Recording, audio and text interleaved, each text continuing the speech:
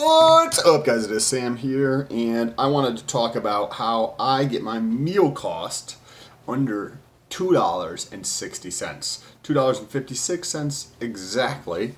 But before I do that, make sure you press that red button that says subscribe.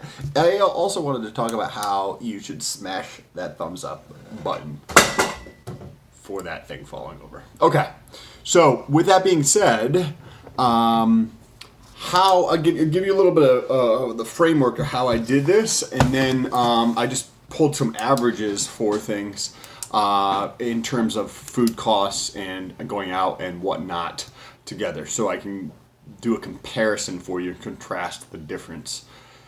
So the framework is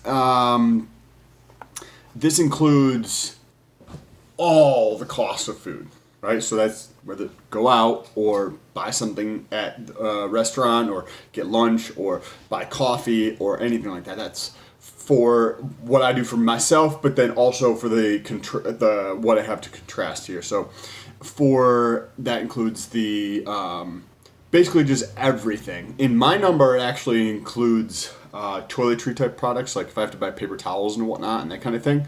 That is included in my number as well, because when I go to the grocery store, if I need toilet paper, I'm going to get toilet paper or toothpaste or whatever the case is. So that's included in my number.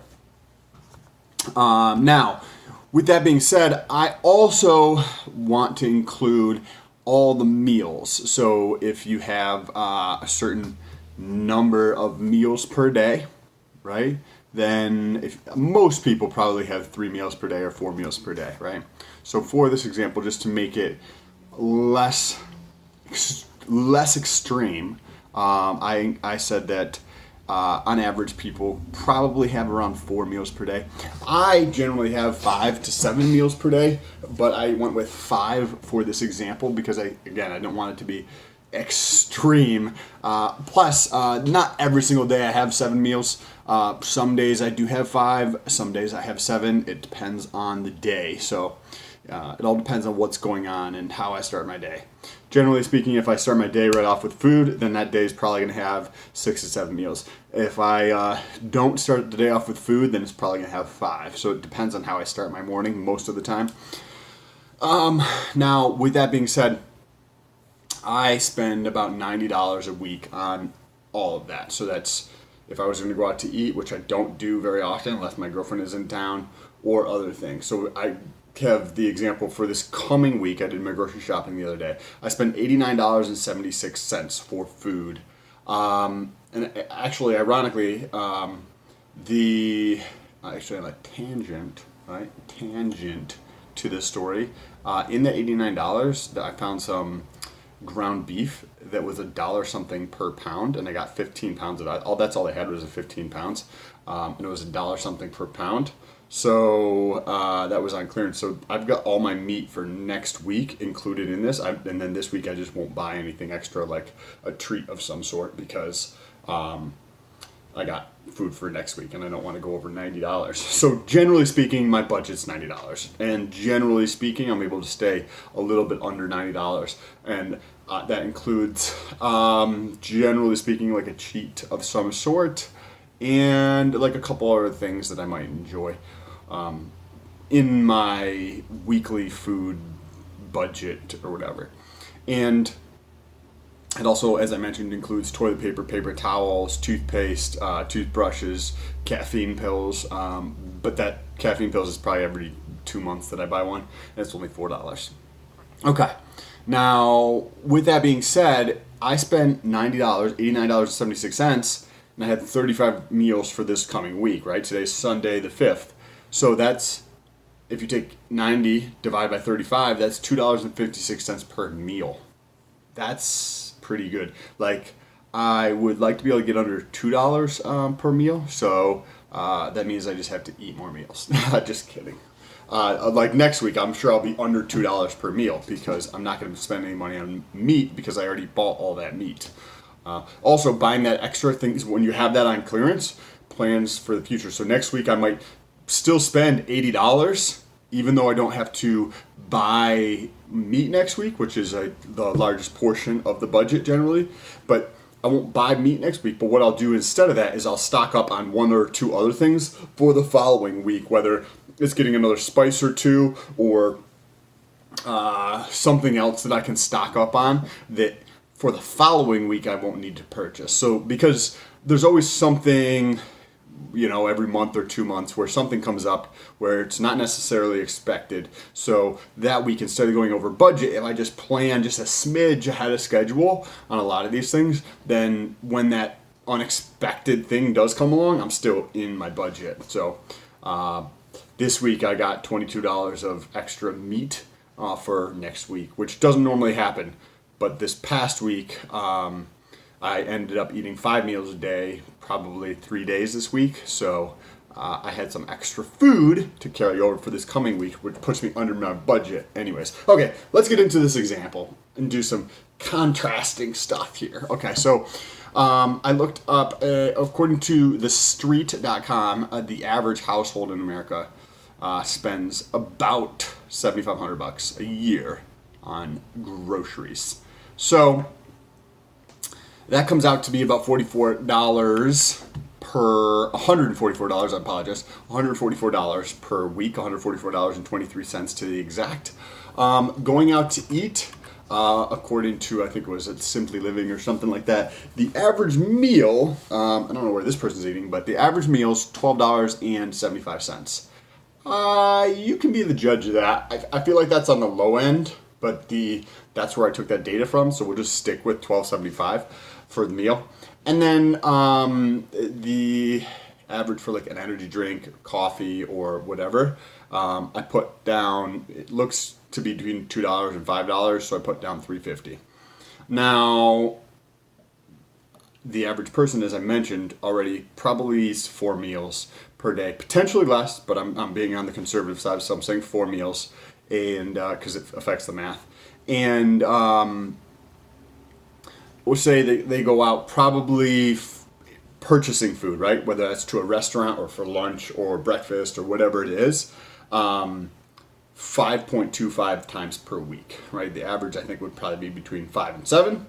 But we're going towards the lower end of that, so I put down 7.75 times per day, right? Adds up to 5.25 times per week, so roughly 5 times per week, slightly over. And for drinks and whatnot, I just put down 7, right? Because sometimes people get 2 per day, sometimes people get 2 per day, like 3 or 4 days a week.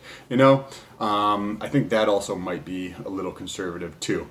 Now, when you add up the food out, the drinks, and the groceries, that comes to $235.67. So when you say the normal person doesn't shove their face 5 times a day, they might do it 4 times a day, or probably less. That comes out to be $8.42 per meal on average. So that's 3 times more expensive, more than 3 times, like 3.25 times more expensive than what I'm currently right now with 2.56, right? That's crazy. So you're like, well, you know what I mean? $6 is not a tremendous difference between $2.56 and $8.50, right? Like that's not a tremendous amount of difference. But think about this in perpetuity, right? So I just put together this for a year. And if you look at it on a yearly basis, this comes out to be that I spend about $4,667.52 if I spend $89.76. Generally speaking, it's just under $90.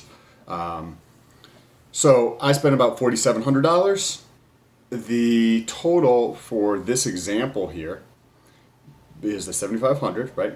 Pulled from thestreet.com, and $3,400 and change for going out, $3,500 for going out, and about $1,300 for drinks and coffee and etc.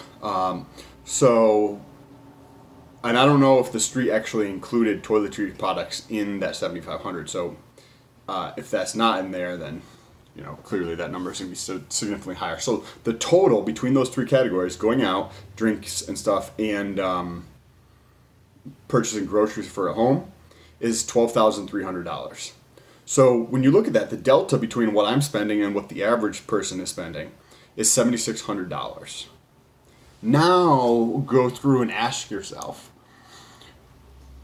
if you had an extra $7,600 at the end of the year, would you maybe say go on another vacation? Would you pay off some debt? Would you put that into investments? Would you buy a rental property, right? Maybe save for 3 years and then buy a rental property, and this would be on top of the regular savings, right? Or maybe go on a vacation every month, right? Go on like a weekend vacation, something like that in the neighborhood, or something within like a driving distance of 5 or 6, 7 hours, or something like that, and do that on a weekend and do that once a month, right? Because that gets you what? If you have $7,600 divided by 12, that comes out to be $600. So you could, if and then you're like, oh, you can't do a weekend trip for $600. Well, I mean, I could do a weekend trip for $600. It depends on you, but maybe you can't do it every month, right? Maybe you have a wife and kids and you have a different lifestyle that you want to live when you go on these trips, right? So maybe you do it once every other month and you spend $1,200. Maybe you do it every third month, right? And you spend $1,800. I don't know. Or maybe you take half of them, put into savings, and you take the other portion and go do something with it. But it's those tiny, tiny little incremental changes that really, really tremendously add up. Probably by the end of May, the last week of May, I probably won't even need to buy groceries, because every little week I add up another thing on there, and I add another thing on there, and I add another thing on there that I don't need for the current week for the following week to plan ahead. So by the end of May and in early June or something, I'm not necessarily going to have to buy groceries for that week. Or what it allows me to do for my psyche, by the way, don't forget to press that thumbs up button, is if I'm planning ahead, right? So then next week I won't have to spend, $25-$30 on meat. So maybe I'll buy protein powder, because I do enjoy protein powder. You know what I mean? Or things like that. As time goes on, I'm able to plan for these things and not necessarily ever go over my budget, right? I don't know, just some food for thought and some interesting ways to look at it, that maybe you could take some of this if it was interesting to you or valuable to you, and we'll share this with somebody, or take it yourself and think about some of these things so that you can start living the life that you want to live, right? If you're super fucking happy doing it the way you're doing it, then more power to you. You fucking won, right? I just have other objectives that I'd like to achieve that gives me a higher ROI on my money by not spending it in this place and spending it over here. Even when I go through and think about, so then that $90, right? I go to the grocery store and I literally go through and I'm like, I have this or I have this, right? And, both of them are $5, but which one of them gives me a higher ROI in terms of, for myself, in terms of the flavor, in terms of the variety, in terms of trying something new, right? So I literally do this in the grocery store, and I'll pick something up because I saw it at first, and then I see something else and I'm like, wait, if I take this out and I add this in, I think that the ROI for me is going to be higher because I'm able to try something new, or I've wanted to try this for a while, or I've had this for the past 3 weeks, I want to try something else. And that's literally how I do my grocery shopping. It's not like going to pick up just sporadic shit. I don't make a list for what I need. I just buy fucking very similar things every single week. And that's what it is. Anyways, I appreciate you guys. If you guys like this video, make sure to share it with somebody. I think it could be super helpful for a lot of people to realize that getting under $3 a meal is extremely easy, with putting some intentionality and some tiny little bit of effort into it. Peace.